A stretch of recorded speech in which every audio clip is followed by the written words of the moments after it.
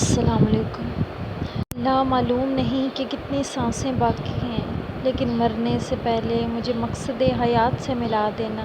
یا رب کائنات، اس مبارک گھڑیوں کے صدقے بے اولادوں کو نیک اور صالح اولادیں عطا فرما، اور جو اولاد والے ہیں ان کی اولادوں کو ان کے لیے آنکھ کی ٹھنڈک بنا۔ اے رب کریم، اس مبارک دن کے صدقے، اس مبارک گھڑیوں کے صدقے بیماروں کو شفائے کاملہ عطا فرما۔ اے رب کائنات، بے روزگاروں کو روزگار عطا فرما۔ اے رب کائنات، جن کے والدین حیات ہیں ان کو صحت و سلامتی والی زندگی عطا فرما، اور اے رب کائنات، جن کے والدین اس دنیا میں نہیں ہیں ان کے درجات بلند فرما۔ اے ہمارے پاک رب، بے گھروں کو ان کا اپنا گھر عطا کر۔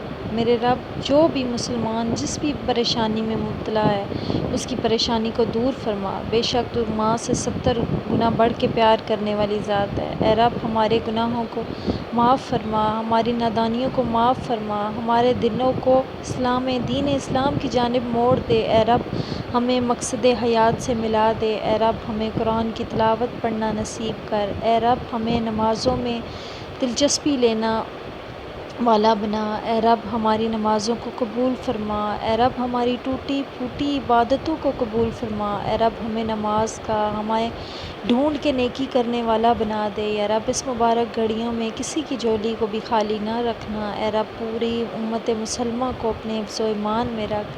اے میرے مولا، فلسطین کے مسلمانوں کی مدد فرما۔ یا رب، بے شک تو رحمان ہے، تو رحیم ہے، تجھ سے بڑا کوئی رحمان اور رحم کرنے والا نہیں ہے۔ یا رب کریم، آج کے مسلمان پر رحم فرما، ہمیں گمنامیوں سے نکال، ہمیں برائیوں سے بچا۔ میرے رب، آج کے دن ہماری ہر جائز خواہشات کو پورا فرما۔ یا رب کائنات، مرنے سے پہلے ہمیں اس طرح حالت میں اٹھانا میرے رب جس طرح کہ تو ہمیں اپنے پاس بلانا چاہتا ہے۔ یا رب، ہم سے راضی ہو جا۔ یا رب، ہم سے راضی ہو جا۔